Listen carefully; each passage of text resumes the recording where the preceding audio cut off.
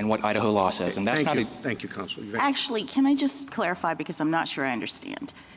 Sort of looking at this from a broader perspective, it seems to me that EMTALA says you must provide whatever treatment you have the capacity, meaning staff and facilities, to provide to stabilize patients who are experiencing emergency medical conditions.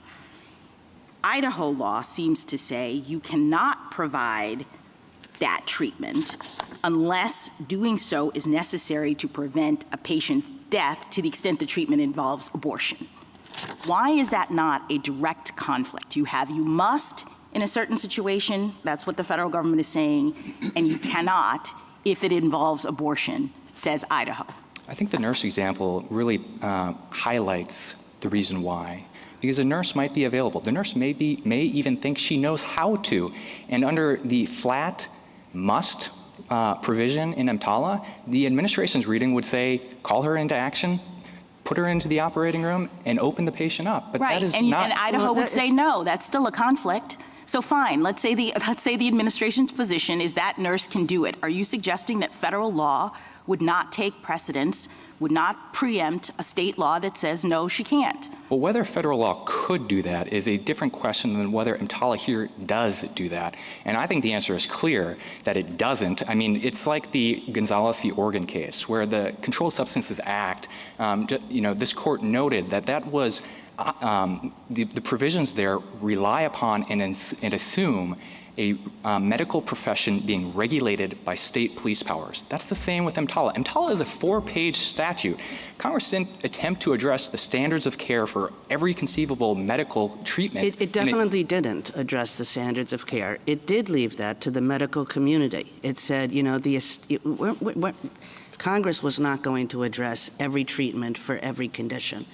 But it said, you do what is needed to assure non-deterioration. So I guess the question here is, do you concede that with respect to certain medical conditions, an abortion is the standard of care? No, because the standard of care in Idaho, there's a life-saving exception for certain abortions, and that is the standard of care. And the standard of care is necessarily set and determined by state. Well, I think you have to concede that with respect to certain medical conditions, abortion is the standard of care because your own statute, as interpreted by your own courts, acknowledges that when a condition gets bad enough such that the woman's life is in peril, then the doctors are supposed to give abortions. And the reason that that's true is that with respect to certain rare but extremely obviously important conditions and circumstances, abortion is the accepted medical standard of care. Isn't that right?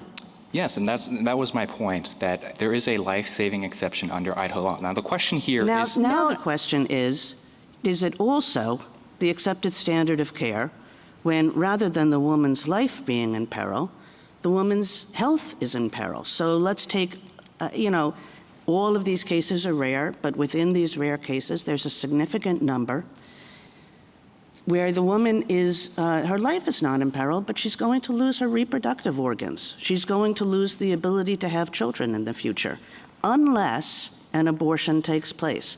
Now, that's the category of cases in which EMTALA says, my gosh, of course the abortion is necessary to assure that no material deterioration occurs. And yet Idaho says, sorry, no abortion here. And the result is that these patients are now helicoptered out of state. Yeah. Your Honor, the hypothetical you raise is a very difficult situation. And these situations, nobody's arguing that they don't raise tough medical questions that implicate deeply theological and moral questions. And Idaho, like 22 other states, and even Congress and EMTALA, recognizes that there are two patients to consider in those circumstances. And the two-patient scenario is tough when you have these competing interests. That would be a good response if federal law did not take a position on what you characterize as a tough question. But federal law does take a position on that question. It says that you don't have to wait until the person is on the verge of death.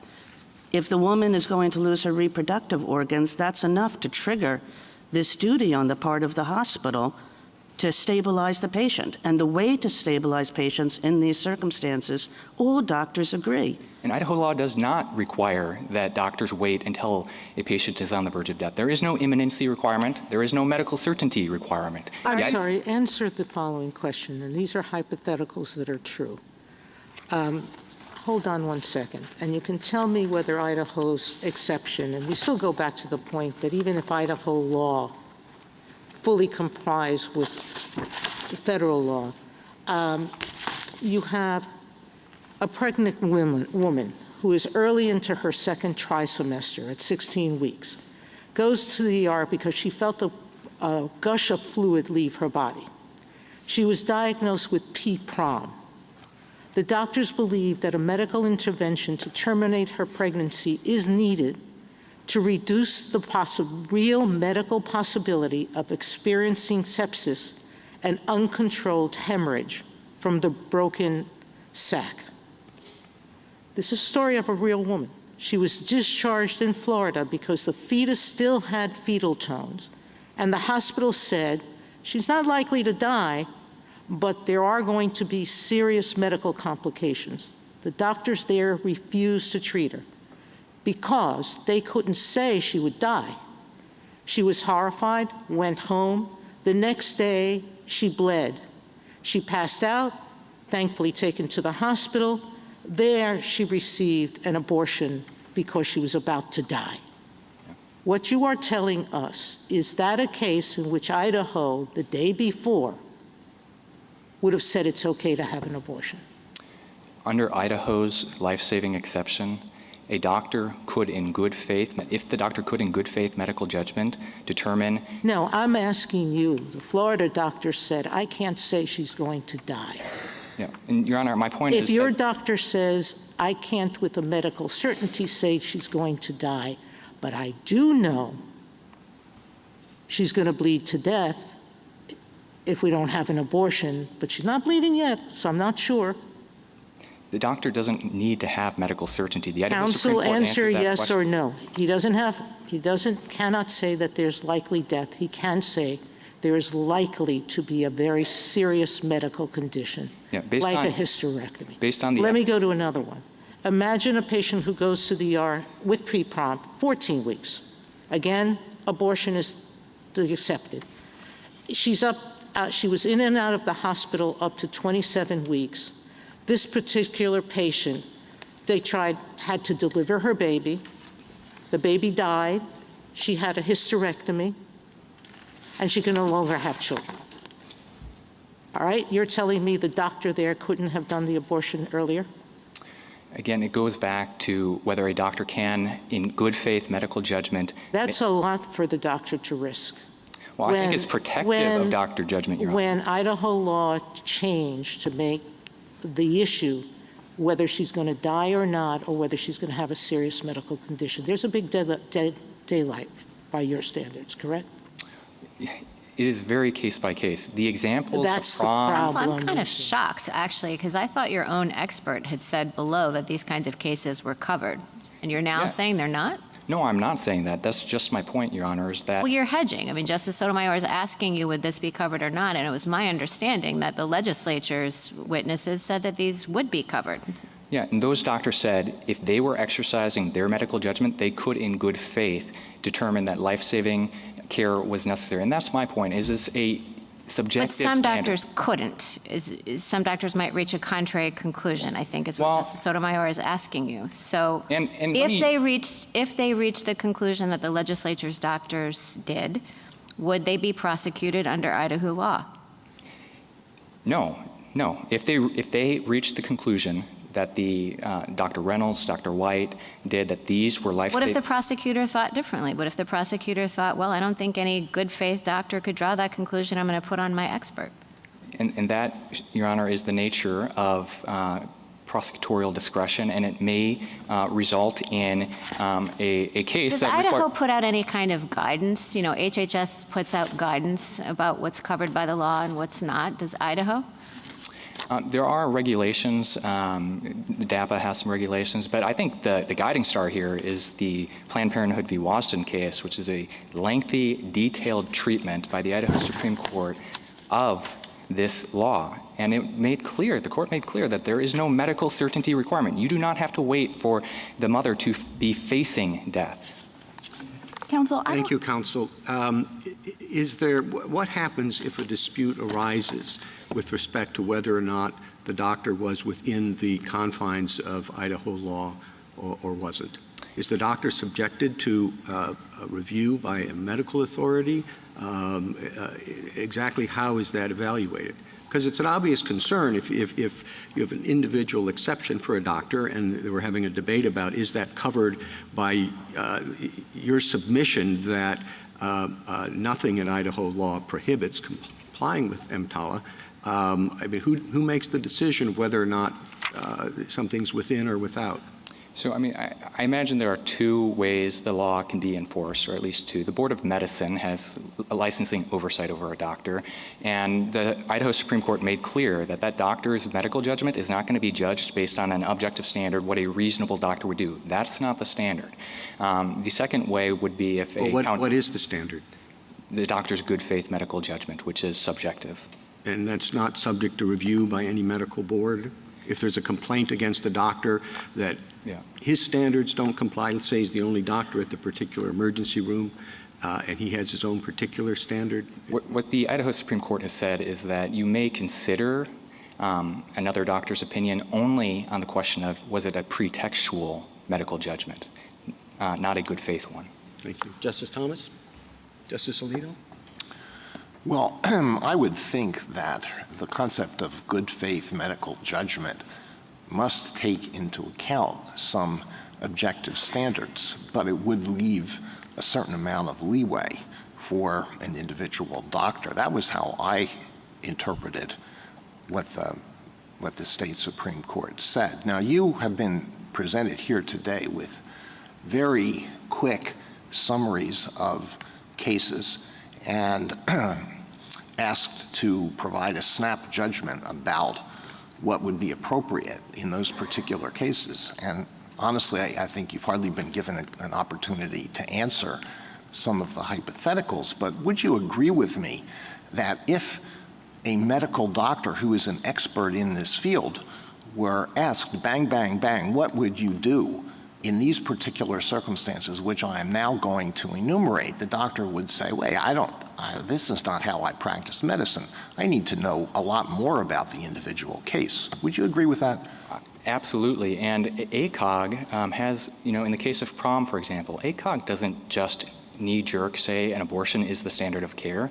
ACOG itself says that expectant management is oftentimes the appropriate standard of care. And so these are difficult questions that turn on the facts that are on the ground between the doctor as he is assessing them with his medical judgment that he's bringing to bear, but is also necessarily constrained by Idaho law. Just like every other area of the practice of medicine, state law confines doctor judgment in some ways. Thank you.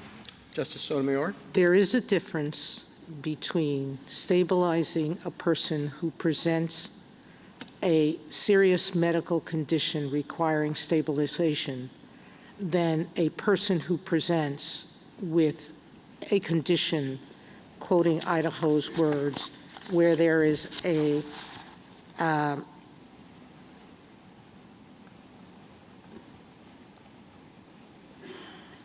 poses a great risk of death to the pregnant women. You agree there's daylight between the two?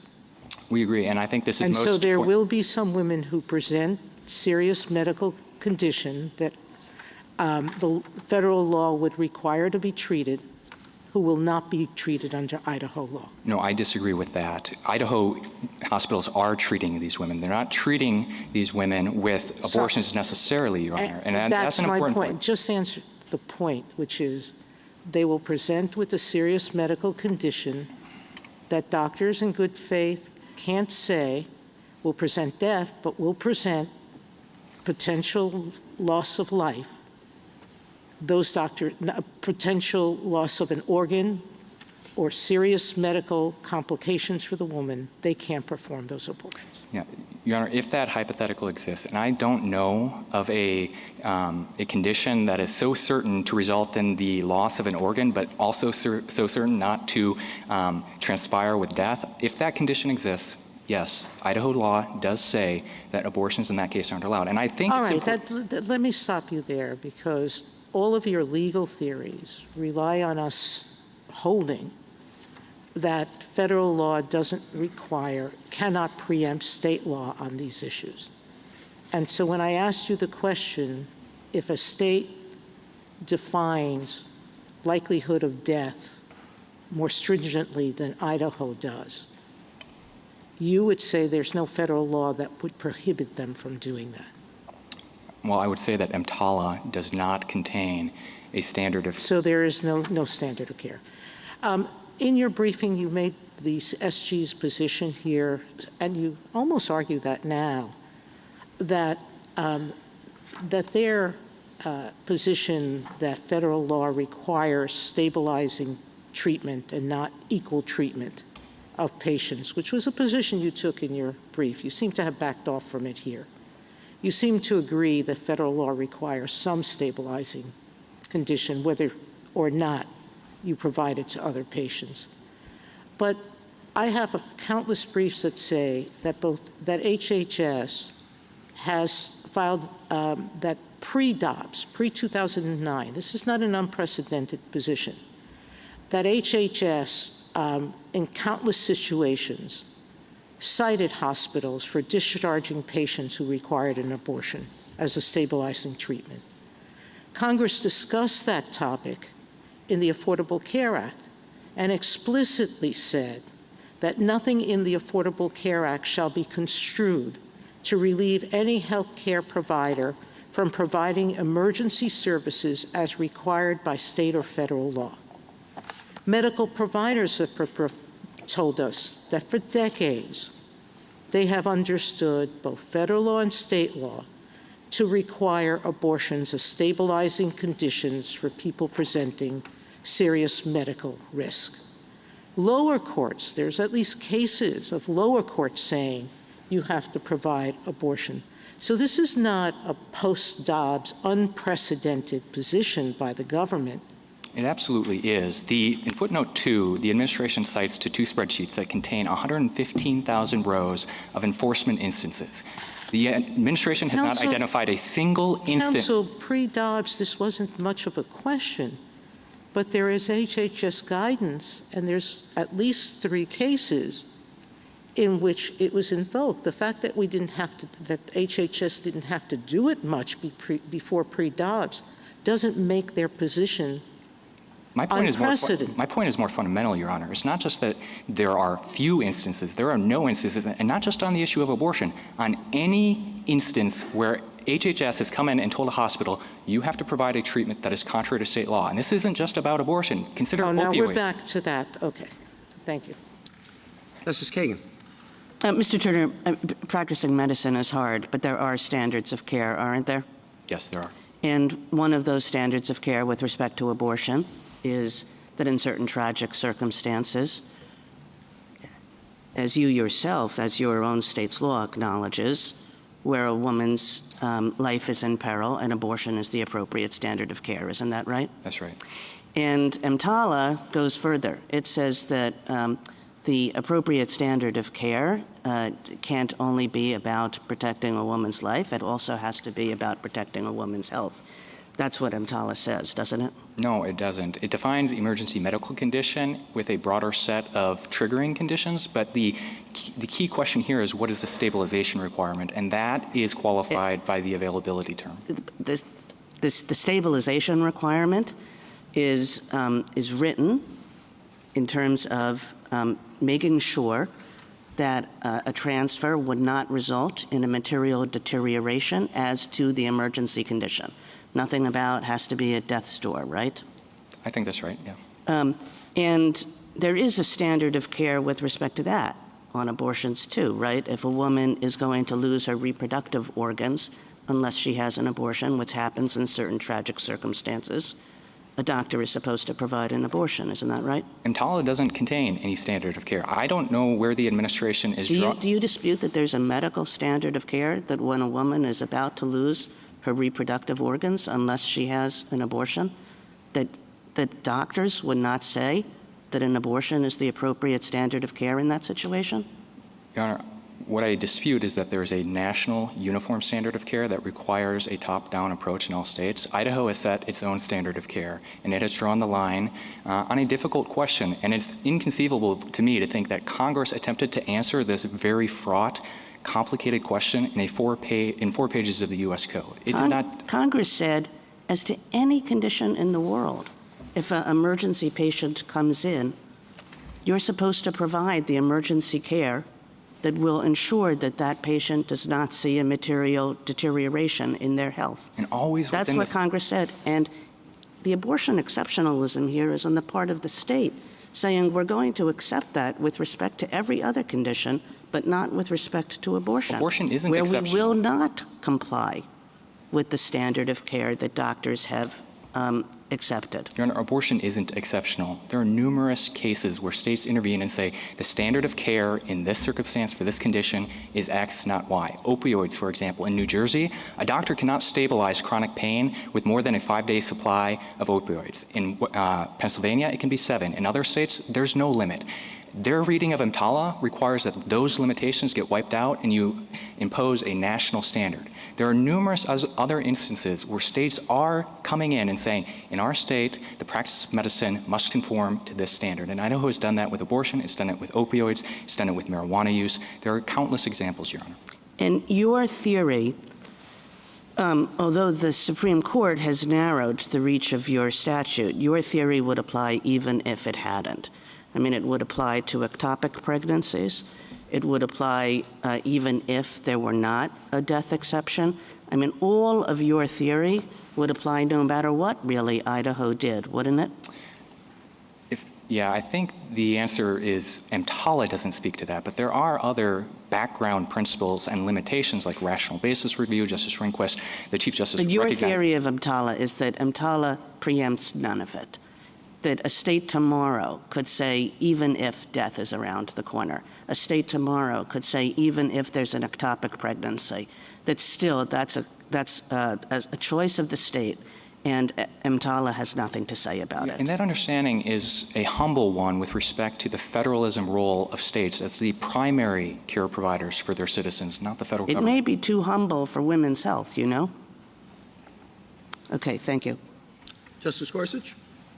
I just wanted to understand some of your responses or efforts to respond to some of the questions that we've heard today.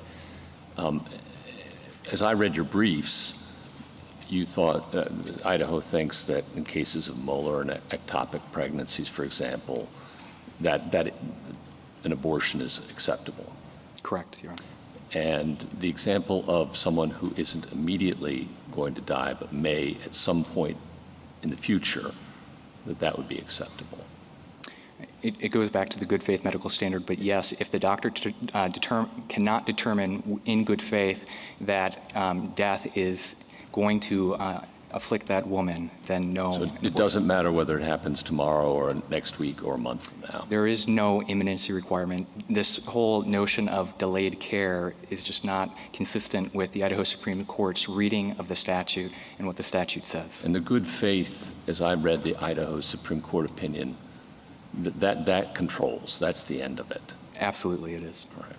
And then what do we do with the EMTALA's definition of individual to include both the woman and, as the statute says, the unborn child? Yeah, we're not saying, Your Honor, that EMTALA prohibits abortions. So, for example, in California, stabilizing treatment may involve abortions consistent with what that state law allows its doctors to perform. But I think our point with the unborn child amendment in 1989 is that it would be a very strange thing for Congress to expressly amend EMTALA to require care for unborn children. And it's not just when the child and when the mother is experiencing active labor. The definition of emergency medical condition requires care when the child itself has an emergency medical condition, regardless of what's going on with the mother.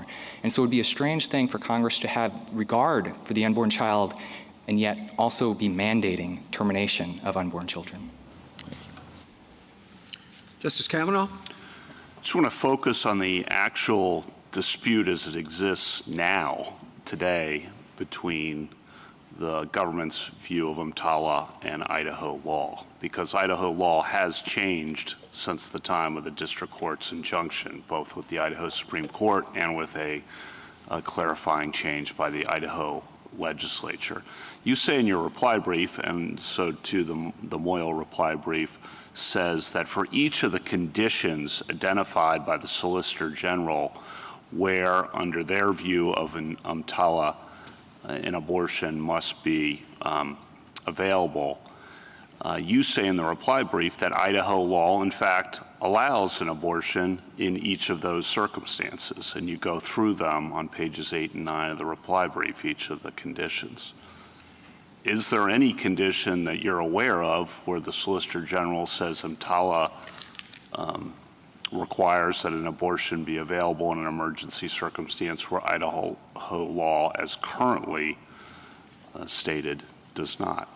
So certainly the administration maintains that there is such conditions. The ones they identify in the affidavits. What is your view? And my view is that yes, and I'm going to reference footnote 5 from the gray brief, the mental health condition situation. The administration says that's not on the table. That's not a scenario where abortion is the only stabilizing care required. And I'm not sure where that construct of only stabilizing care comes from, because under their view, it's the doctor's determination that controls, not this imposed only requirement. But be that as it may, the American Psychiatric Association, and so I'm taking General Prelogger up on her offer in footnote 5 that there are no professional organizations that set abortion as a standard of care. The American Psychiatric Association, in a 2023 position paper, says that abortions are imperative for mental health conditions. That sounds like a necessity to me, and I don't know how, if a woman presents at 7 months pregnant in an Idaho emergency room and says, I'm experiencing severe depression from this pregnancy, I'm having suicidal ideation from carrying this pregnancy forth, that wouldn't, under the administration's reading, be the only stabilizing care.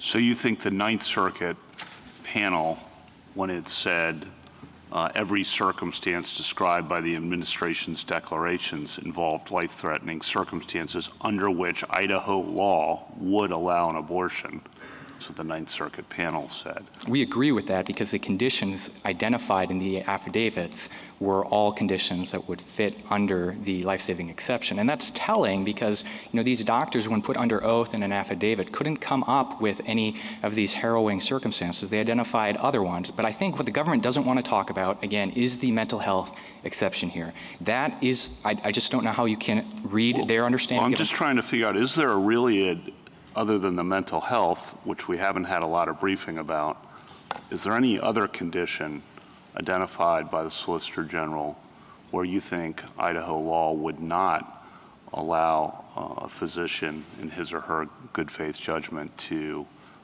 perform an emergency abortion? Not in their affidavits. They maintain, nonetheless, that when you compare the definition of what an emergency medical condition is, it is broader than the definition of the life-saving exception in Idaho law. And so they present— Well, that's what they say, but then when we get down to the actual conditions that are listed, the examples, and Justice Sotomayor was going through some of those, you have said in your brief at least that each of the conditions identified by the government, actually Idaho law allows an emergency abortion. And I agree, and I think the injunction here is what does that mean for what we're deciding here? Well, what it means if Idaho law allows an abortion in each of the emergency circumstances that is identified by the government as EMTALA mandating that it be allowed?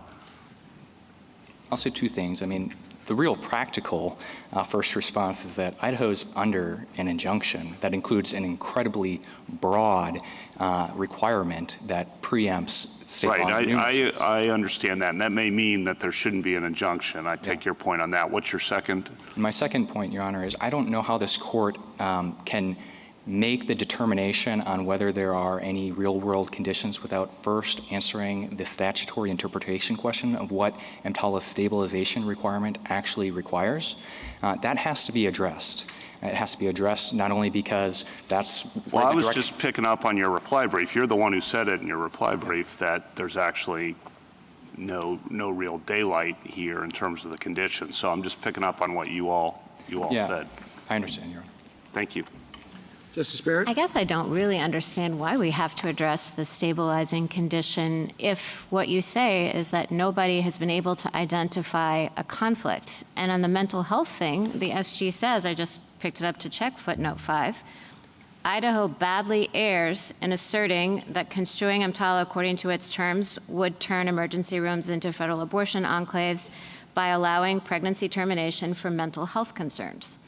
So if that's the only space that you can identify where Idaho would preclude an abortion and EMTALA would require one, and the government is saying, no, that's not so, what's the conflict? Well, I mean, of course we think we win whether you find no factual conflict and therefore the injunction has to go away. Why are you here? I mean, you know, the government says, if you say, well, hold on a second, you're here because there's an injunction precluding you from enforcing your law. And if your law can fully operate because EMTALA doesn't curb Idaho's authority to enforce its law. Well, it can't under the injunction because the injunction says that Idaho's law is preempted in an incredibly broad range of circumstances to avoid. As it conflicts with EMTALA, I thought. It is much broader than that. This was based on the proffered injunction by the administration to avoid an emergency medical condition, not in the face of an emergency medical condition. So what that means is Idaho's law can't even operate when a doctor determines that a condition might need to be avoided that hasn't yet presented itself. That's far broader than the emergency medical condition and stabilization requirement under EMTALA because the stabilization requirement under EMTALA is only triggered when there has been a determination. Okay, well, I would like to hear the Solicitor General's response to that, but let me just ask you one other thing about the mental health consideration, because I can understand Idaho's point that a mental health exception would be far broader than Idaho law and have the potential to expand the availability of abortion far beyond what Idaho law permits. But the stabilization requirement only exists up until transfer, right? Until transfer is possible. So it's hard for me to see how with a mental health condition that couldn't be stabilized before needing to transfer, right? At that point, the Idaho hospital could say, well, you're stable. You're not immediately going to be suicidal. We'll leave you in the care of, a parent or partner who will then seek appropriate treatment. Well, that flexible view of stabilization is very different than the government's very rigid view of stabilization, which is if an emergency medical condition calls for an abortion, it's got to be provided right there and then if it's available in this very limited sense. And so the stabilization continuum that you're talking about, I agree, that's built into EMTALA. The statute says until transfer is possible. Well, the transfer provision kicks in if a hospital is unable to stabilize a condition. And so if a patient presents at a hospital and that hospital has the capability, the availability to stabilize a condition, in the case of mental health, I invite General Prelogger to come up here and tell you that I've got it all wrong and that, the mother that I described would not need to receive stabilization in that circumstance and instead would be transferred to a psychiatric hospital or something, and that wouldn't constitute dumping under their reading. I just don't see how that comports with everything they've said about the rigid view of stabilization, that if a condition calls for it and the hospital can do it, it's got to be done there and then. Does Idaho have any kind of conscience exemption for doctors under state law? It does, and there are federal conscience protections as well, and I think that is a key point here, Your Honor. The administration told this court in the FDA case that individual doctors are never required to perform an abortion, from what I could tell, but that doesn't extend to hospitals. And so in the case of Catholic hospitals, and there are hundreds of them treating millions of patients every year, under the administration's reading, Catholic hospitals who faithfully adhere to the ethical and religious directives are now required to perform abortion. Is that because no federal conscience exemption applies? I don't know why they say that's the line that they draw between individual doctors and religious institutions, because Coat Snow on its face seems to cover both. Okay, thank you. Justice Jackson? really surprised to hear you say that Idaho law permits everything that the federal law requires. So I'm trying to understand that, because it seems to me that if that's the case, then why couldn't emergency room physicians in Idaho just ignore Idaho law and follow the federal standard? I mean, if the state is doing exactly what the federal law says is required, if it's okay by Idaho, then fine. We set Idaho aside, we do what the federal law says, and we all go home. Well, I mean, our reading, of course, is that there is no conflict, and so doctors aren't having to make this choice of, do I follow EMTALA or do I follow... So your representation on behalf of Idaho is that if an emergency room physician in Idaho follows EMTALA in terms of when an abortion is required to stabilize a patient, they will be complying with Idaho law such that there's going to be no prosecution and no problem. Yes, because they have to comply with Idaho law to comply with EMTALA. No. I'm asking you, if they comply with EMTALA, will they necessarily have satisfied the requirements of Idaho law? Because that's what you seem to say in response to Justice Kavanaugh and in response to Justice Barrett. So I just want to make clear if that's the position of the state. The scope of EMTALA stabilization requirement is necessarily determined by Idaho law in this case. So, no, you're saying if they follow Idaho law, then they will be following EMTALA law. Well, I think it's both, Your Honor. No, it's not. I'd like for you to entertain the other possibility. You seem to be saying every situation in which the United States says, here's a stabilization situation that the United States would say the person has to have an abortion, the physicians would say we're following an EMTALA and abortion is required. I thought you said in response to Justice Kavanaugh, yes, Idaho law would also say that's a situation in which an abortion is allowed. If that's the case, then it seems to me there is no daylight, there's no conflict, as you said, but it's because Idaho law is in full compliance with what the federal law is saying. We're getting it wrong, you're saying. Like this death thing, that's not what we really mean. What we mean is whenever it's necessary to stabilize a patient who is experiencing deterioration as federal law requires. No, I think I understand the point that you're making. And the best way that I can think of it, Your Honor, is that EMTALA's stabilization requirement requires medical judgment to determine what is the appropriate stabilizing treatment, right? And how does a doctor exercise medical judgment? Well, his training, his experience, perhaps reference to professional standards of care that are national, but necessarily state law standards as well. How about, that's not just something you're sort of coming up with. I mean, as Justice Kagan said at the beginning, EMTALA tells the doctor how he's supposed to decide it in this particular circumstance, with reference to the medical standards of care concerning when a patient is deteriorating in an emergency condition situation. Yeah, so if that's the standard in EMTALA, are you representing that that is exactly what Idaho is saying, so that all the doctors need to do is follow EMTALA and they'll be fine under Idaho law? Well, of course we're saying that Idaho doctors need to comply with EMTALA. The question is, how do doctors comply with EMTALA?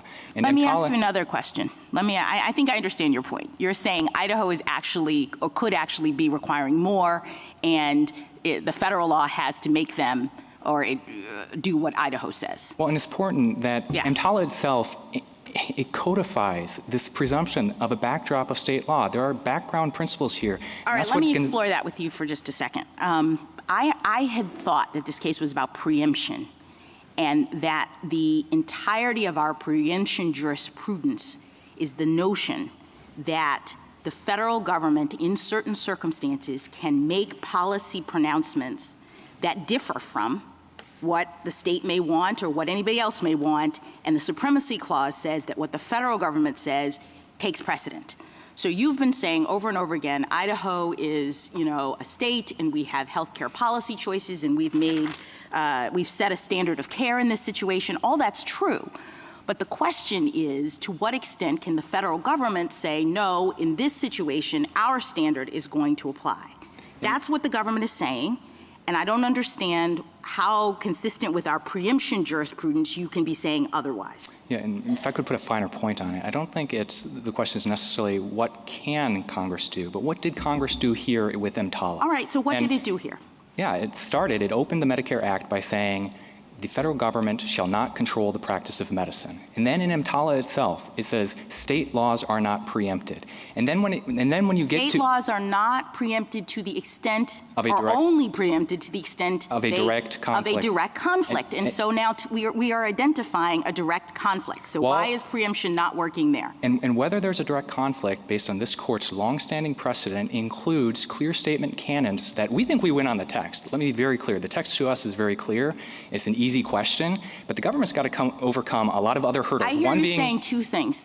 There's not a direct conflict because everything the federal government requires, we allow, which the Amici Physicians for Human Rights, who've looked at Idaho's law and says it prevents a lot of things in circumstances in which the federal government would require them. They disagree with you on the facts, but anyway, you say no conflict because we actually are doing exactly what, or allowing exactly what the federal government allows. And you say no conflict because the federal government in this situation wanted states to be able to set the standards. And I guess I don't understand how that's even conceivable given this standard, given this statute that is coming in to displace state prerogatives. And if I can't convince you on the second, let me add a third. Yes, please. And they're the clear statement canon. So the spending clause condition nature of this requires Congress to speak clearly and unequivocally that it is imposing a abortion mandate. That's not here in the statute. And secondly, but this court's presumption— But doesn't that make abortion different? I mean, what do you mean? They say provide whatever is necessary to stabilize. So you're saying they'd have to say provide whatever is necessary, including abortion? That's the only way that is taken account of here? No, what I'm saying is when we go and look at the phrase available and what it means, the administration is saying, well, they're adding this tag that says consistent with state law.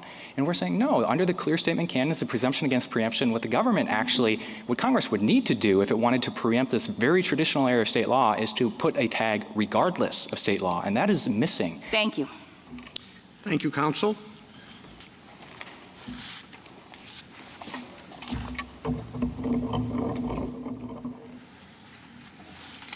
General Preliger. Mr. Chief Justice, and may it please the court. EMTALA's promise is simple but profound. No one who comes to an emergency room in need of urgent treatment should be denied necessary stabilizing care. This case is about how that guarantee applies to pregnant women in medical crisis. In some tragic cases, women suffer emergency complications that make continuing their pregnancy a grave threat to their lives or their health. A woman whose amniotic sac has ruptured prematurely, for example, needs immediate treatment to avoid a serious risk of infection that could cascade into sepsis and the risk of hysterectomy. A woman with severe preeclampsia can face a high risk of kidney failure that could require lifelong dialysis. In cases like these, where there is no other way to stabilize the woman's medical condition and prevent her from deteriorating, EMTALA's plain text requires that she be offered pregnancy termination as the necessary treatment. And that's how this law has been understood and applied for decades.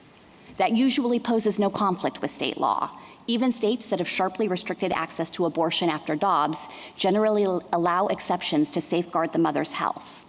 But Idaho makes termination of felony punishable by years of imprisonment unless it's necessary to prevent the woman's death. I think I understood my friend today to acknowledge several times that there is daylight between that standard and the necessary stabilizing treatment that EMTALA would require. And the Idaho Supreme Court recognized the same thing when it specifically contrasted the necessary to prevent death exception and said it was materially narrower than a prior Idaho law that had a health exception that tracked EMTALA. The situation on the ground in Idaho is showing the devastating consequences of that gap. Today, doctors in Idaho and the women in Idaho are in an impossible position. If a woman comes to an emergency room facing a grave threat to her health, but she isn't yet facing death, doctors either have to delay treatment and allow her condition to materially deteriorate, or they're airlifting her out of the state so she can get the emergency care that she needs. One hospital system in Idaho says that right now it's having to transfer pregnant women in medical crisis out of the state about once every other week. That's untenable, and EMTALA does not countenance it. None of petitioners' interpretations fit with the text, and so they have tried to make this case be about the broader debate for access to abortion in cases of unwanted pregnancy. But that's not what this case is about at all. Idaho's ban on abortion is enforceable in virtually all of its applications. But in the narrow circumstances involving grave medical emergencies, Idaho cannot criminalize the essential care that EMTALA requires. I welcome the court's questions. General, are you aware of any other spending clause legislation that preempts criminal law? With respect to criminal law in particular, Justice Thomas, I'm not immediately thinking of relevant cases. We have a whole string side of cases in our brief at page 46 that reflect times where the court has recognized the preemptive force of spending clause legislation, including in situations where the funding restrictions apply to private parties. So that could include the Coventry Health case, for example. Lee Deadwood is another example of this, but I'm not immediately recalling how that would apply in criminal law. Of course, this court hasn't drawn those kinds of distinctions in recognizing the force of the supremacy clause. Now, normally when we have a preemption case, it's a regulated party who is involved in a suit, and they use it as an affirmative defense, for example, in Wyeth or something. In this case, you are bringing an action against the state, and the state's not regulated. Are there other examples of these types of suits? Sure. I mean, there are numerous examples where the United States has sought to protect its sovereign interests in situations where a state has done what Idaho has done here and interposed a law that conflicts. So I'd point to Arizona versus United States as an example of that, United States versus Washington. There are a number of cases where this court has recognized that the federal government can protect its interests in this kind of preemption action. And as I'd mentioned before, the court has a long line of cases recognizing that that preemption principle applies in the context of federal funding restrictions that apply to private parties too.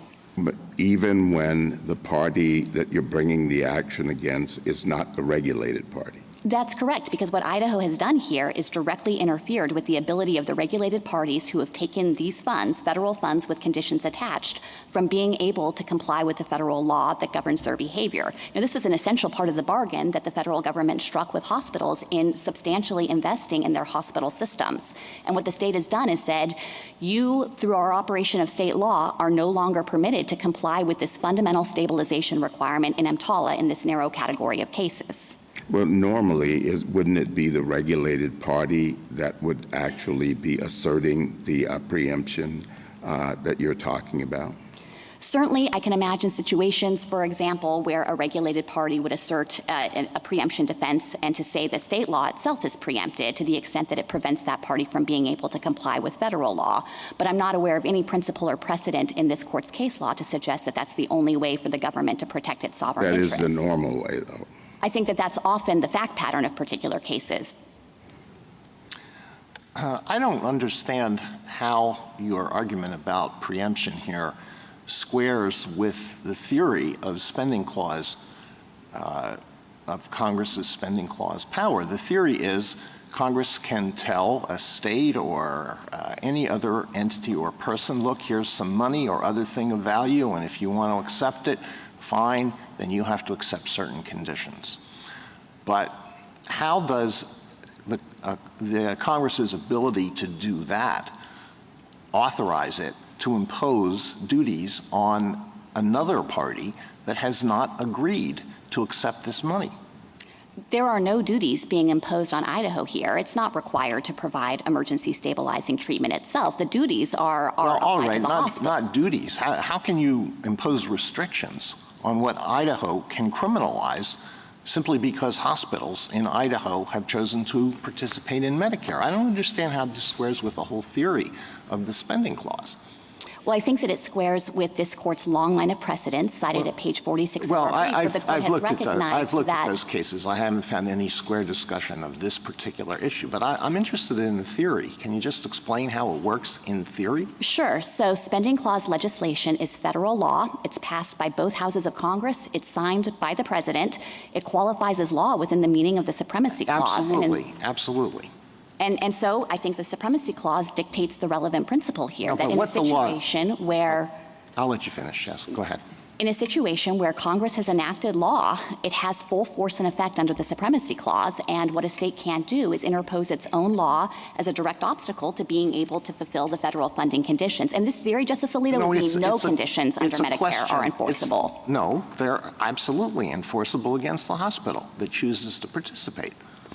Well, I guess the argument then would be that if a hospital is instead bound by the state law and the state law gets to control, it would mean that hospitals couldn't participate in Medicare at all. And that's not the argument that the state's making here. What it wants is for its hospitals to be able to accept Medicare funding, but not have to face the restrictions that are attached to those funds as an essential part of the bargain. And there is no precedent to support that outcome.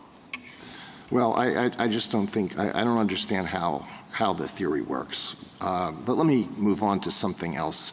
I'm going to try to restate your general theory, and I want you to tell me if this is right. I think your argument is if a woman goes to an emergency room and she has a condition that requires an abortion in order to eliminate quote-unquote serious jeopardy to her quote-unquote health, the hospital must perform the abortion or transfer the woman to another hospital where that can be done. Is that a fair statement of your argument? So it includes not just serious jeopardy to her health, but obviously also serious dysfunction of her bodily organs or serious impairment of a bodily function. And the other caveat I would make is that it would require pregnancy termination only in a circumstance where that's the only possible way to stabilize her and prevent that cascade of health consequences. Does this apply at any point in pregnancy? So the pregnancy complications that we have focused on generally occur in early pregnancy, often before the point of viability. There can be complications that happen after viability, but there the standard of care is to deliver the baby if you need the pregnancy to end because it's causing these severe health consequences for the mom. Well, what if it occurs at a point where delivering the baby is not an option? You're out of the third trimester, but it's really not an option to deliver the baby. You said that you're in the third trimester? No, I'm sorry, out of the first trimester. So if you're contemplating a situation where delivery is not an option, then I think in that circumstance, if the only way to prevent grave risk to the woman's health or life is for the pregnancy to end and termination is the only option, then yes, that's the required care that EMTALA has through its stabilization mandate. But critically, in many of these cases, the very same pregnancy complication means the fetus can't survive regardless. I understand that. There's not going to be any way to sustain that pregnancy. Let me ask you squarely the question that was discussed during Mr. Turner's argument. Does the term health in EMTALA mean just physical health, or does it also include mental health? There can be grave mental health emergencies, but EMTALA could never require pregnancy termination as the stabilizing care. Why? And here's why. It's because that wouldn't do anything to address the underlying brain chemistry issue that's causing the mental health emergency in the first place. This is not about mental health generally. This is about treatment by ER doctors in an emergency room. And when a woman comes in with some grave mental health emergency, if she happens to be pregnant, it would be incredibly unethical to terminate her pregnancy. She might not be in a position to give any informed consent. Instead, the way you treat mental health emergency is to address what's happening in the brain. If you're having a psychotic episode, you administer antipsychotics. Well, I really want a simple, clear-cut answer to this question so that going forward, everybody will know what the federal government's position is. Does health mean only physical health, or does it also include mental health? With respect to what qualifies as an emergency medical condition, it can include grave mental health emergencies, but let me be very clear about our position. That could never lead to pregnancy termination because that is not the accepted standard of practice to treat any mental health emergency. Does the term serious jeopardy in E11 little I mean an immediate serious risk, or may a risk of serious consequences at some future point suffice? The standards is defined in terms of whether you need immediate medical treatment. And so the relevant question is, in the absence of immediate medical treatment, are you going to have this serious jeopardy to your health, dysfunction of your organs? Will your bodily system start shutting down? So it is pegged to the urgency of acute care in an emergency room. So it has to be immediate. The relevant standard under the statute is phrased in terms of whether these consequences will occur without immediate treatment. Yes, so it's focused on the interaction between having some kind of urgent health crisis that takes you to an emergency room in the first place, and then how proximate these consequences are likely to be. Well, there are two different things there. Whether the woman is in immediate jeopardy or whether the woman needs immediate care in order to eliminate jeopardy at a later point. So I understand your answer to be that the woman need not be in immediate jeopardy, but if she doesn't get care right away, jeopardy at some future point may suffice. So the statutory standard itself is focused on immediate health risks. It's looking at the possibility that if the woman doesn't get treatment then and there, what will happen, what will reasonably be expected to occur is that her organs could start shutting down, or she might lose her fertility or have other serious health consequences. It is focused on this temporal link between the immediate need for treatment, which is, I think, reflective of the fact that Congress was narrowly focused on this emergency acute medical situation. Do the terms impairment to bodily functions or serious dysfunction of any bodily organ or part refer only to permanent impairment or dysfunction? Does it also refer to temporary impairment or dysfunction? I think it can also refer to temporary impairment, but I'm not sure that it's easy to parse the two. For example, a lot of times a pregnant woman in distress, she might start suffering liver damage or kidney malfunction, and you don't know ex ante whether that's going to be permanent or not. The instruction that Congress gave in EMTALA is you need to stabilize to guard against those very serious health risks. General, I'd like to, just understand kind of the scope of your argument here on the Supremacy Clause and how it operates in your mind, putting aside this case. Could the federal government condition the receipt of funds on hospitals that they comply with medical ethics rules provided for by the federal government, a medical malpractice regime, and a medical licensing regime, such that effectively all state medical malpractice laws, all state medical licensing laws would be preempted? And you're imagining that this is regulatory action, or that Congress has passed a statute creating kind of a federal malpractice regime? You call it. I mean, I think I have a broad view of Congress's authority to enact statutes, and so what I'd want to assess in that situation is, whether Congress is acting pursuant to one of its enumerated powers. Spending clause. It was all spending clause. Yeah. So I think that very likely Congress could make those kinds of judgments and attach conditions to the receipt of federal funds. And in Medicare, there are substantial conditions. Even if it covers all hospitals in the state and effectively transforms the regulation of medicine into a federal function? There might be a point at which this court thinks that it's really encroaching on the state's prerogatives in ways that are inconsistent with our constitutional structure, but I don't think we're anywhere close to that in this case. But do you see any bounds just in principle? I think the bounds, would have to come from this court's case law concerning federalism principles. The court has said in cases like Gonzalez versus Oregon that, of course, the federal government has authority to comprehensively regulate on health and safety, including with respect to medical care. And so I don't think that there's any principle of exclusive governance of this area by the state.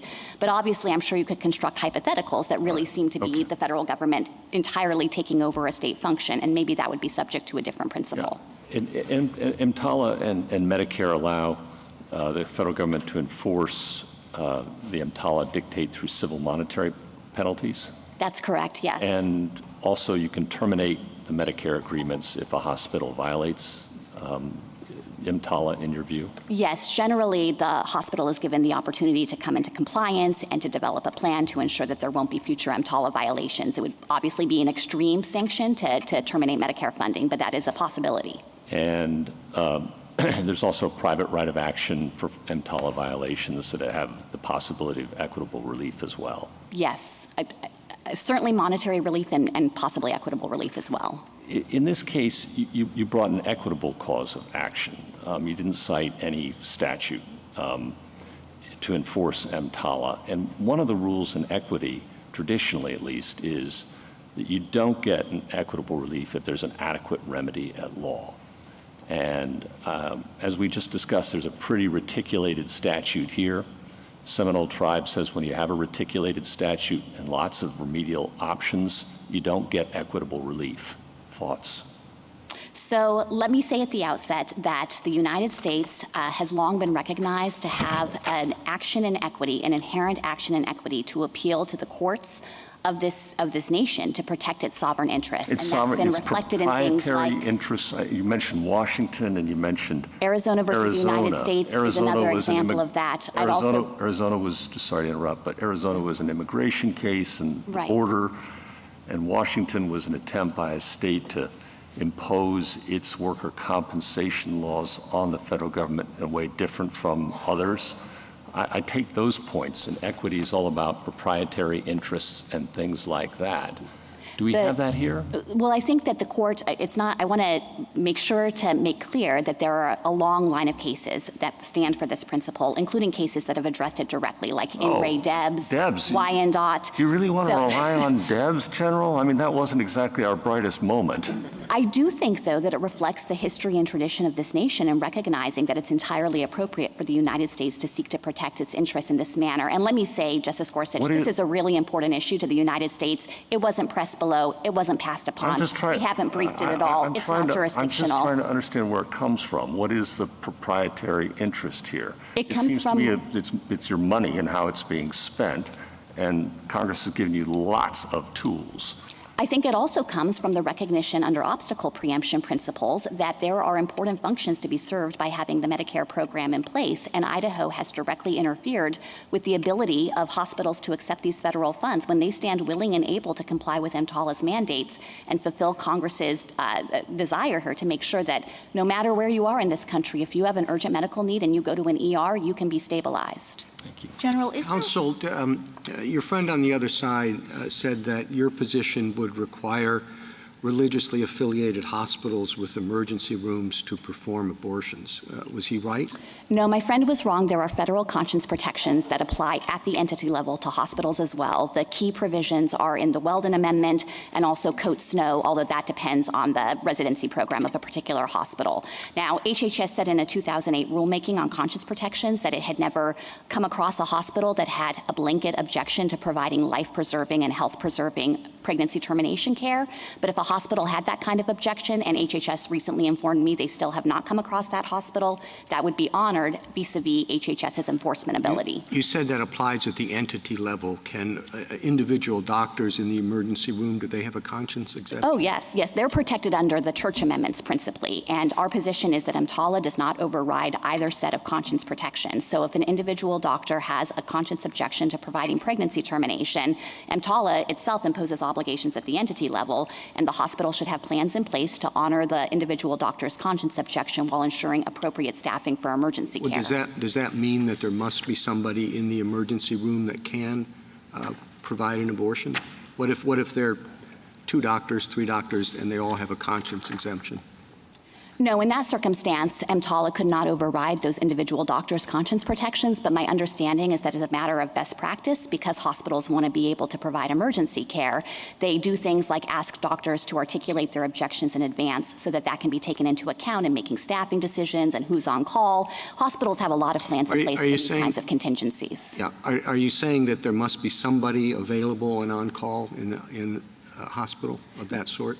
The conditions of participation for Medicare require hospitals to be appropriately staffed to provide emergency treatment. Now, in a situation where a hospital hasn't done that and it doesn't have anyone on hand who can provide care, maybe all of the doctors called in sick that day and there's just literally no one in the emergency room, or in this case, if everyone had a conscience objection, then the hospital would not be able to provide the care. But there are conditions of participation that are meant to ensure that there is good governance of hospitals and organization to account for these situations. And the consequence of them not being able to provide the care would be what? In that circumstance, I think they would likely be out of compliance with the conditions of participation that require them to be appropriately staffed. But if the question is, could you force an individual doctor to step in then over a conscience objection, the answer is no, and I want to be really clear about that. We don't understand EMTALA to displace it. Excuse me. The question is whether or not they must have available someone who can comply the procedures required by EMTALA. And what would be the consequence if they didn't? Would it be eventual termination of their participation in Medicare? That's right. So if a hospital was continually disobeying the requirement to have in place sufficient personnel to run their emergency room, then I imagine that HHS would, through enforcement action, work with that hospital to try to bring it into compliance. And if the hospital ultimately is just leaving itself in a position where it can never provide care, then it would terminate the Medicare funding agreement. I thought you just said a minute ago, I'm sorry. Oh, no, go ahead. I just want to clarify this colloquy. I thought you said a minute ago, though, if the hospital had a conscience objection and therefore didn't provide certain care, that wouldn't render it out of compliance. Which is it? That's correct. So Okay, the hospital could assert a conscience objection, That's and all. EMTALA would not override that. My question, I have a question about the Hyde Amendment. So I gather from the briefing that there might be some situations in which EMTALA would require an abortion, but the Hyde Amendment wouldn't permit federal funds to be used to pay for it. And you said in your brief that EMTALA requires in other circumstances as well stabilizing treatment to be given that federal funds don't cover. Can you give an example of that? And am I right about the Hyde Amendment? And then can you give an example of that? Yes, so you are right about both things. It is common under EMTALA that hospitals are going to have to provide care where there's not federal funding available. And I'll give you an example of a Medicare patient who goes in and his emergency medical condition means he needs a particular drug that's not covered by Medicare benefits. Still, the hospital has to provide him with stabilizing treatment and give him that medication even though the federal funding isn't going to pay for it. And that also applies to people who are uninsured, who aren't covered by Medicare in the first instance. The whole point of EMTALA was it doesn't matter your circumstances, it doesn't matter whether you can pay or not, it doesn't matter the particulars of your situation. This is a guarantee. You can get stabilizing treatment. I want to say, though, that I don't think there's any inconsistency between the lines Congress drew in EMTALA and Hyde. And Congress itself has recognized that these statutes address discrete issues. I'm thinking here of the provision in the Affordable Care Act that was exclusively about abortion, and there Congress said, nothing in the ACA displaces Hyde and the other federal funding restrictions on abortion, but also nothing in the ACA displaces EMTALA's requirement to stabilize. And that shows two things. It shows first that Congress recognized that stabilizing care can sometimes be pregnancy termination, and I think it also showed Congress's recognition that these statutes address their own distinct spheres. And one final point on Hyde, Justice Barrett.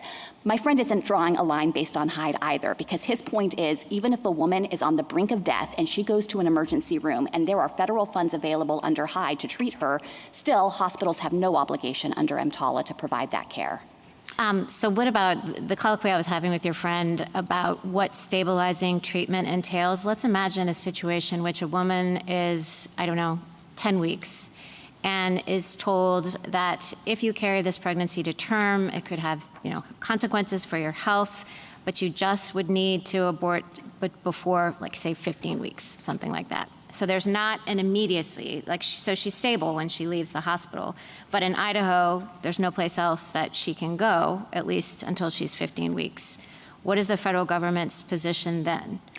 I think, if I'm understanding the hypothetical correctly, that she likely wouldn't have an emergency medical condition in the first place, because the definition of having an emergency medical condition is that without immediate treatment, you will reasonably be expected to have serious dysfunction of your organs or serious impairment of your bodily functions. And so in that situation where a woman is somewhat high risk, maybe she has certain complications where doctors can say there's some danger with continuing this pregnancy, I don't think that creates the kind of emergency medical condition that EMTALA is aimed at. Okay, last question, and this is about the spending clause issue. So it does seem odd, and I think kind of what some of the questions are getting at, it does seem odd that through a side agreement between a private entity and the federal government, the private entity can get out of state law, right? So in another administration, would it be possible then, in reliance on the spending power, for Congress to say, any hospital that takes these funds cannot perform abortions, or any hospital, despite state law requiring, a state constitutional amendment requiring abortion to be available? Is that possible? Or, with gender reassignment surgery? I mean, you can imagine it kind of going back and forth through spending clause litigation in ways that would be unusual. Yes, I think Congress has broad power under the spending clause to attach conditions. Now, it doesn't mean that it's wholly unlimited. Obviously, Congress would be having to act pursuant to an enumerated power. It would have to comply with other constitutional limits, and so the law would have to be valid. The spending clause itself has built-in limits, things like relatedness and so it would notice. Have to be acting pursuant to an enumerated power in forbidding gender reassignment surgery or abortion or those sorts of things? Oh, no, I just meant that it would have to be valid. The spending clause itself would be enough, yes. So we think the spending clause itself would be enough. Just to follow up on that, and going back to where I started with could the federal government essentially regulate the practice of medicine in the states through the spending clause? The answer, I think, is yes. Congress could prohibit gender reassignment surgeries across the nation. It could ban abortion across the nation through the use of its spending clause authority, right? Congress does have broad authority under the spending clause, and yes, if it satisfies the conditions that the spending clause itself requires, then I think that would be valid legislation. And the court has in many contexts recognized the spending clause legislation preempts. So yes, the answer is yes. Okay. So how do we reconcile that with the statement in 1395 that nothing in this subchapter allows a federal officer to exercise any control over the practice of medicine? So at the outset, I think if Congress itself is doing it, then that provision is inapplicable by its own terms. That's looking at Don't think it informs our view and understanding of the statute in any way? Well, I think in the event of some kind of direct conflict, looking at EMTALA in particular, it's the later in time enacted statute, and it's clearly more specific, so it would control. But this court itself has rejected the idea that there would be that kind of conflict, and I'm thinking of the CMS vaccine case, where the litigants relied on this exact same provision of the Medicare Act, Section 1395, and this court said, no, that can't bear the weight that those litigants would place on it, or it would call into question all of the conditions of participation in Medicare. Do you agree that our clear statement rule with respect to spending clause legislation, our clear statement rule with respect to federalism are in play here? I think that here Congress has spoken clearly with respect to what providers are supposed to do. That's not the question. Do you think those presumptions apply? Forget about whether you can satisfy them. The requirement of clear notice under spending clause legislation, yes, I think that does apply, and providers have always understood their obligations under EMTALA. Okay. General, let me ask you to respond to a couple of things Petitioner's counsel said and just give you the opportunity to respond. He suggested or said that you haven't identified a circumstance in which something that EMTALA requires Idaho wouldn't allow. And I didn't get a chance to ask him, but I took him to sort of mean that the way that Idaho's statute operates, it basically allows for a doctor to say, well, in my view, this health-threatening circumstance could eventually lead to death, and so I'm going to do it. So to the extent that doctors are still able to do that, I guess he's saying there's no preemption. But is it true that there really isn't in operation a difference between the EMTALA and what Idaho has required here? No, that is gravely mistaken on 3 levels. It's inconsistent with the actual text of the Idaho law, it's inconsistent with medical reality, and it's inconsistent with what's happening on the ground. And this is a really important point, so let me try to unpack this. On the text itself, Idaho's law only allows termination if it's necessary to prevent death, and that is textually very narrow compared to what EMTALA requires, with the category of harm to begin with. In Idaho, doctors have to shut their eyes to everything except death, whereas under EMTALA, you're supposed to be thinking about things like, is she about to lose her fertility? Is her uterus going to become incredibly scarred because of the bleeding? Is she about to undergo the possibility of kidney failure? So I think that is one critical distinction. The other critical textual distinction is the idea of necessity. Under Idaho law, you have to conclude that death will necessarily result, which is also materially different, and the Idaho Supreme Court specifically recognized it. Second, with respect to the actual medical reality here, there are numerous conditions that we are worried about where a doctor's immediate concern is not death. That's a far more remote possibility. They're thinking about the health circumstances that EMTALA guards against. And let me give you 2 examples. The first is PPROM, premature rupture of the membranes. We have declarations at 594 that explain this in detail, and also at JA 615 to 617. What the doctors explain there, this is Dr. Fleischer and Dr. Cooper, is a woman comes in with PPROM, her sac is ruptured, there's no chance the fetus is going to be able to survive, but at that point she doesn't have active signs of infection, and so until she deteriorates, you can't think she's close to death. What you're worried about is she will become infected, she might develop sepsis, she might have these dramatic consequences for her future, but it's not about death. So I think that is one example where you can't do it. And then finally, just the actual practice on the ground. Women in Idaho today are not getting treatment. They are getting airlifted out of the state to Salt Lake City and to neighboring states where there are health exceptions in their laws because the doctors are facing mandatory minimum 2 years in prison, loss of their license, criminal prosecution. The doctors can't provide the care because until they can conclude that a prosecutor looking over their shoulder won't second guess that maybe it wasn't really necessary to prevent death. Thank you, counsel. Justice Thomas? Justice Alito? We've now heard, an hour and a half of argument on this case, and one potentially very important phrase in EMTALA has hardly been mentioned. Maybe it hasn't even been mentioned at all, and that is EMTALA's reference to the woman's quote-unquote unborn child. Isn't that an odd phrase to put in a statute that imposes a mandate to perform abortions? Have you ever seen an abortion statute that uses the phrase unborn child? It's not an odd phrase when you look at what Congress was doing in 1989. There were well-publicized cases where women were experiencing conditions, their own health and life were not in danger, but the fetus was in grave distress and hospitals weren't treating them. Well, so what Congress did is that have you seen abortion statutes that use the phrase unborn child? Doesn't that tell us something? It tells us that Congress wanted to expand the protection for pregnant women so that they could get the same duties to screen and stabilize when they have a condition that's threatening the health and well-being of the unborn child. But what it doesn't suggest is that Congress simultaneously displaced the independent pre-existing obligation to treat a woman who herself is facing grave life and health consequences. Well, let's walk through the provisions of the statute that are relevant to this issue regarding the status and the potential interests of an unborn child. Under B1, if a woman goes to a hospital with an emergency medical condition, that's the phrase, the hospital must either stabilize the condition or, under some circumstances, transfer the woman to another facility.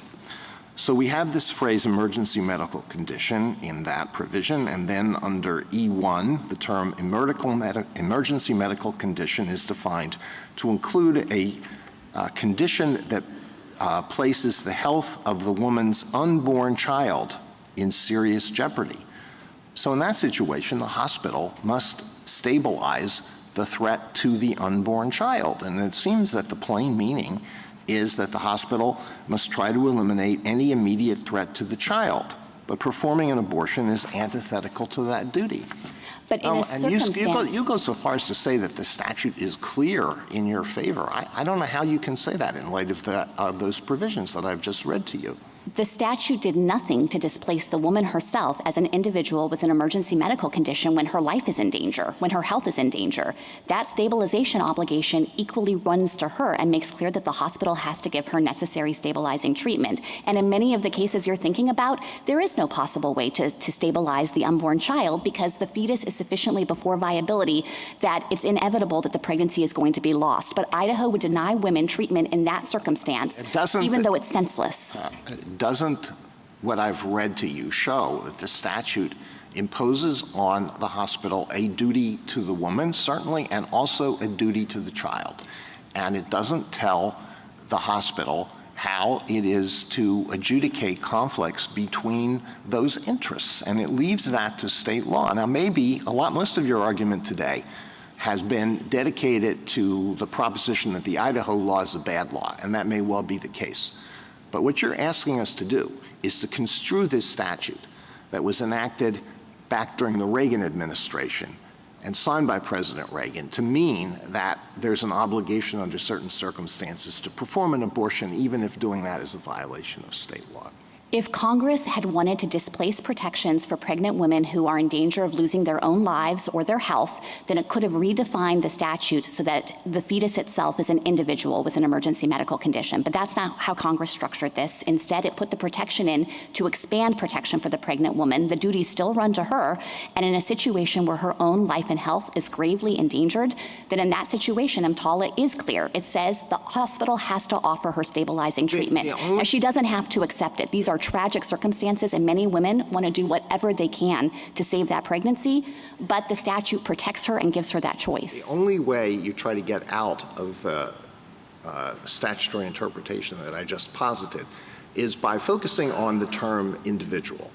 And you say, aha, in the Dictionary Act, individual is defined to exclude an unborn child or a fetus. That's the only way you can try to get out of what I've just outlined. And isn't it true that under the Dictionary Act definitions apply only if they are not inconsistent with the statutory text? And when you have a text that certainly you wouldn't dispute the fact that the hospital has a duty to the unborn child where the woman wants to have the pregnancy go to term, It indisputably protects the interests of the unborn child. So it's inconsistent with the definition in the Dictionary Act. No, not at all. The duty runs to the individual with the emergency medical condition. The statute makes clear that's the pregnant woman. And of course, Congress wanted to be able to protect her in situations where she's suffering some kind of emergency and her own health isn't at risk, but the fetus might die.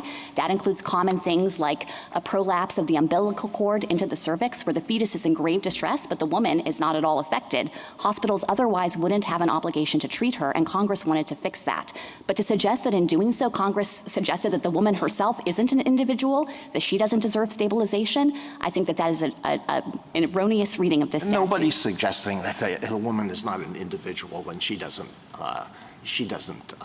deserve stabilization. Well, I think the premise of the question would be that the state of Idaho can declare that she cannot get the stabilizing treatment even if she's about to die. That is their theory of this case and this statute, and it's wrong. Justice Sotomayor?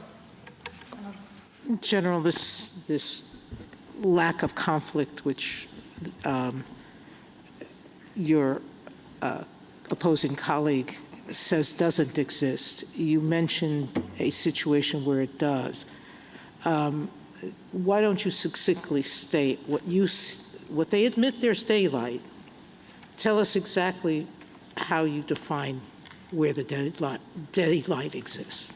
The daylight, as I see it, exists on two dimensions. They think that doctors can only provide stabilizing care when the woman is facing death. And we think, no, you can take into account things like kidney failure, the risk of a seizure, and lifelong neurological impacts based on that. Well, they said the recent decision of the Oregon court says you don't need death to be imminent or immediate, I think is the word they used, if I'm not So what the Idaho Supreme Court said in that decision is that there's no particular level of imminency and no certain % chance requirement, but what the court couldn't do is turn away from the language requiring the type of harm to exclusively be death, and also the inherent concept of necessity requiring some degree of imminence. It's true that it's a subjective standard under Idaho law, and the court made that clear, but what the Idaho Supreme Court also said is prosecutors are free to come in and have other medical experts second-guess doctors' decisions by saying, maybe you didn't subjectively think she really needed it as necessary to prevent death because, look, her sac had ruptured, but she wasn't yet infected. And that's exactly the kind of situation that leads to women being driven out of state, dumped on neighboring states by Idaho, and criminalizing the care, the essential care that they need. Thank you. Justice Kagan? Yeah, if you could just talk a little bit about that, because as I understood it, for example, I read recently that the hospital that has the greatest emergency room services in Idaho has just in the few months that this has been in place, had to airlift 6 pregnant women to neighboring states, whereas in the prior year, they did 1, the entire year. So if Mr. Turner is right about what the state is trying to convey to hospitals about when they'll be prosecuted, like, why is this happening?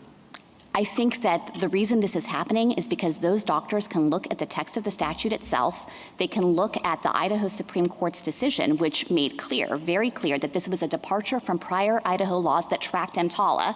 And they can recognize that their livelihood is on the line, their medical license, their ability to practice medicine, their freedom if they have to go to jail and serve one of these minimum 2-year sentences of imprisonment, and they simply cannot provide the care even consistent with their subjective medical judgment, because as a matter of medical reality, for many of these conditions, it's not yet putting a woman at the brink of death or necessary to prevent her death, yet they know that the standard of care is to provide her with termination, because she is just going to get worse and worse and worse if they wait it out. And the other important point about this, and I think it goes back to this dual stabilization idea, is that tragically, in many of these cases, the pregnancy is lost. There's not going to be any way to save that fetus, because a woman who has PPROM at 17 weeks, there is no medical way to sustain the pregnancy to give the fetus a chance. So in that situation, what Idaho is doing is waiting for women to wait and deteriorate and suffer the lifelong health consequences with no possible upside for the fetus. It just stacks tragedy upon tragedy.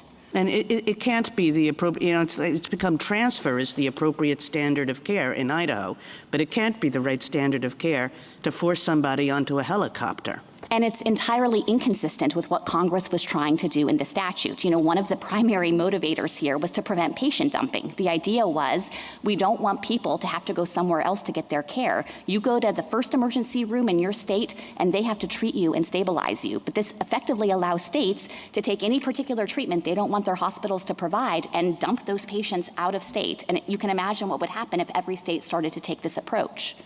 A question on the spending clause, questions that you've been asked. I mean, what would, if you accepted some of these theories, what would the consequences of something like that be that we would have to worry about? I think that it would call into question any number of federal spending statutes that provide funds to private parties, and there are a bunch of them. You know, there's the Medicare system itself, which is, of course, a major federal spending program. There are funds provided under Title VI, under Title IX, a lot of federal statutes out there that give funds to private parties and insist on conditions of compliance with the federal funding restrictions. And if the court were to suddenly say that can't preempt contrary state law, then I think that it would seriously interfere with the ability of the federal government to get its benefit of the bargain in those spending programs. And you mentioned before that this question has never been a part of this case. That's right. They did not make these arguments in the lower court. They briefly referred to the spending clause, but I don't understand them to have pressed this argument specifically. And so I think that the lower courts did not address it. I think the district court said in a footnote, they briefly referred to it in a footnote of their brief, and it's essentially waived. Thank you. Justice Kavanaugh? You've touched on what's happening on the ground, and that's an important consideration and answer to the question of what's happening. But Idaho is representing, and I just want to get your answer on this, that, as I counted, 9 conditions that have been identified by the government where EMTALA would require that an abortion be available.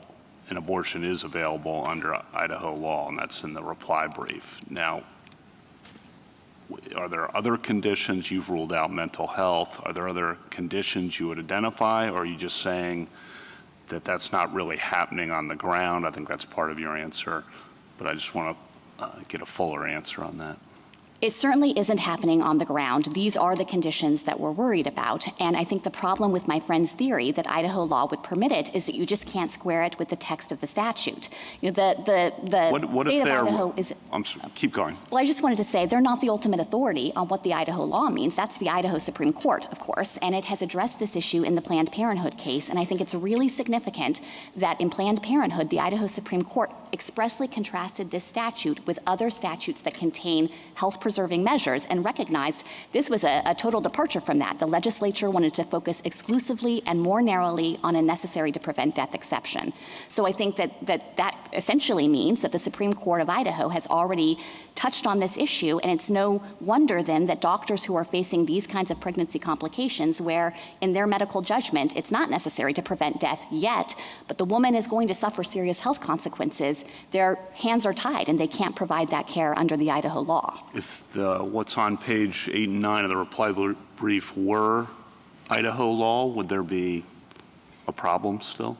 So if we had an authoritative Idaho Supreme Court decision that said Idaho law allows for termination in the circumstances where EMTALA would require it, yes, of course, then the conflict goes away. But I can't imagine the court would say that because, of course, here. That's not quite what 8 and 9 say, but I take your point on that. Separate question, different category. I think one of the themes on the other side is that this law passed in 1986 was a very important law addressing a very important problem, namely the problem where hospitals were turning away poor and uninsured patients who came in for emergency care. And the idea was that can't happen. We can't allow hospitals in this country to turn away poor and uninsured people in emergencies. But their theme is that the law was not designed contextually to deal with abortion or other specific kinds of care. And so they make a textual argument, but I think they also make a broader contextual argument about the whole idea of what was going on in 1986. I want to make sure I don't think that's really come up too much. We'll make sure you respond to that. I appreciate having the chance to address that. So at the outset, I don't think they can square that theory with the text of the statute, which says in no uncertain terms, here is the fundamental guarantee. If you have an emergency medical condition and you go to an ER in this country, they have to stabilize you. They have to give you such treatment as may be necessary within reasonable medical probability to ensure that you don't deteriorate. And yes, Congress did not provide a reticulated list of all possible emergency medical conditions and all possible treatments, but it was very clear that Congress set a baseline national standard of care to ensure that no matter where you live in this country, you can't be declined service and the urgent needs of your medical condition addressed. And, it would be no different if the state had come out and decided to ban epinephrine. That's the singular way to treat anaphylaxis, a severe allergic reaction.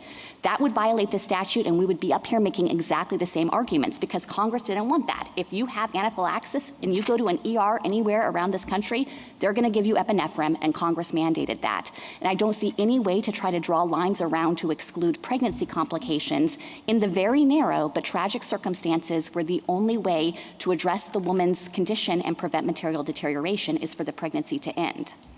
Thank you. Justice Barrett?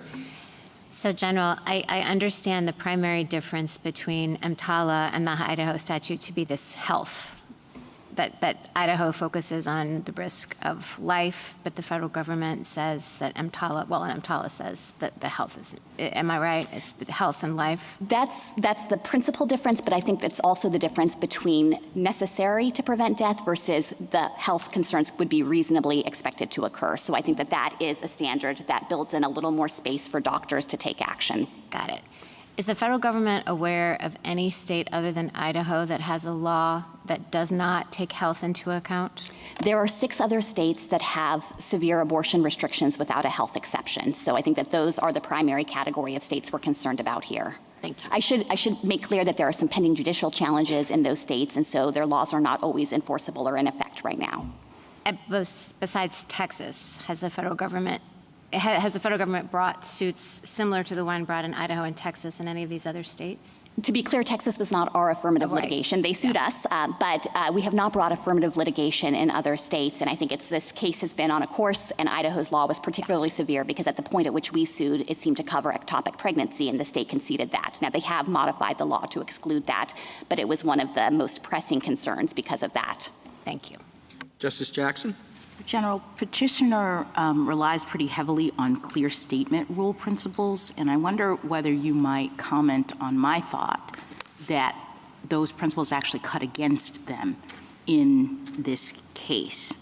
As you said, Congress set a baseline national standard of care. It has said in no uncertain terms that the hospital must provide stabilizing care to people experiencing emergency medical conditions. There was no, as you've said, particular conditions or particular treatments talked about, carved out, et cetera.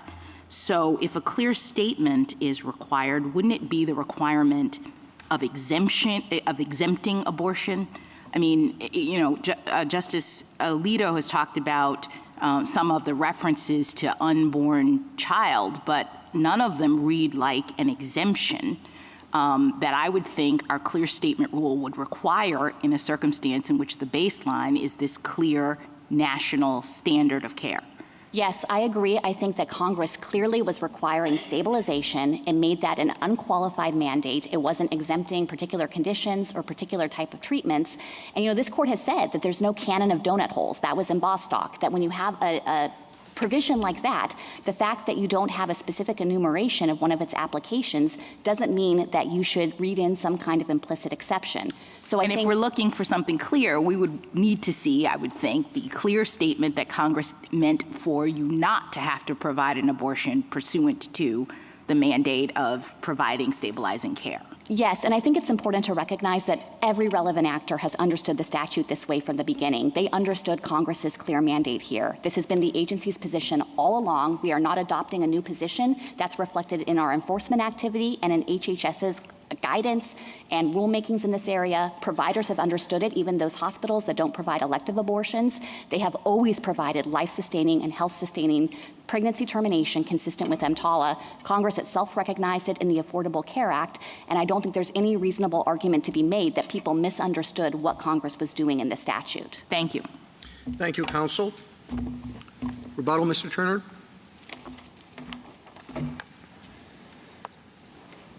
Thank you, Your Honors. EMTALA takes state law practice of medicine standards as it finds them. As Justice Gorsuch noted, that's what Section 1395 says. And in fact, in the vaccine mandate case that was referenced, that's what the Solicitor General's office told this court when it said that 1395 does not allow federal officials to dictate particular treatments for particular cases. That's exactly what they are trying to do here with EMTALA. It's also confirmed by subdivision F. That codifies a presumption against preemption. And so to Justice Jackson's colloquy at the end, that is the point. You do presume that state law continues to operate alongside EMTALA. You don't presume the opposite. It's supported by the CMS Operations Manual, which is HHS's Rosetta Stone of EMTALA enforcement. It tells doctors, it tells CMS enforcement agents on the ground that you consider what is available by referencing what is within the scope of that doctor's license. That is exactly what we are saying. It is also specifically directed in 42 CFR 489.11, which requires hospitals to assure that their medical staff comply with state law. That's a federal regulation that directs hospitals to require their hospital staff to comply with state law. It's also confirmed by the 115,000 enforcement instances that totally lack any theory that would support, any case history that would support the administration's reading. She says that this has always been understood to be the case. Well, you'd think that we would find in those 115,000 instances a single example where state law was overridden by EMTALA, and there isn't one. And finally, the text. The text qualifies EMTALA's stabilization requirement by the staff that is available. We know nurses can't perform open heart surgery, and we know janitors can't draw blood. It's not just a plain mandate devoid of reference to state law. And we know the word available, even in a common usage, incorporates state law. For example, you heard just the other day that when considering whether a bed is available for homeless people, it has both a physical sense and a legal sense. And whether cigarettes or alcohol are available to people in Idaho, there is both a physical question and a legal question. Opioids are available in hospitals. They are on the shelf. They are physically there. But there is a legal question that comes into play too. It is the same with abortions. In response to the Chief Justice's question on conscience, General Prelogger said that both hospitals and doctors are exempt from EMTALA's supposed abortion mandate. We're relieved to hear that. But I think that it highlights the utter inconsistency of the administration's reading. So if EMTALA's stabilization requirement is general enough not to override extra textual protections like conscience protections, then it cannot be so specific and include a requirement that is in direct conflict with state law.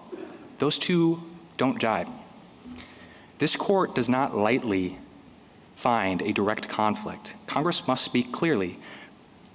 It has not done so here. The administration's position ultimately is untethered from any limiting principle. I think we heard that. There's just no way to limit this to abortion. And there's no way to limit it to Idaho. There are 22 states with abortion laws on the books. This isn't going to end with Idaho. It's not going to end with the 6 states that General Prelogger mentioned, because all of the states that have abortion regulations define the health and the emergency exception narrower than EMTALA does. And so this question is going to come up in state after state after state.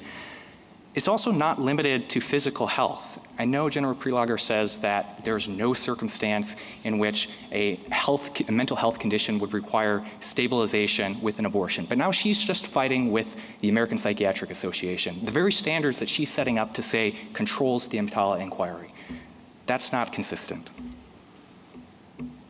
And it isn't limited to EMTALA. Justice Thomas, Alito, Justice Gorsuch, you all pointed out the major spending clause implications that are at play here. And I disagree that we didn't brief this. It's on pages 20 to 21 of our opening brief. We recognize that this is hugely concerning if the federal government can pay private actors to violate state laws, and not just any state law, state criminal laws. The implications of that are vast. It leaves the federal government unbound by enumerated powers. And I think General Prelogger admitted that. The court doesn't have to answer that question on our reading. It does on theirs. Thank you, counsel. The case is submitted. The Honorable Court is now adjourned until tomorrow at 10 o'clock.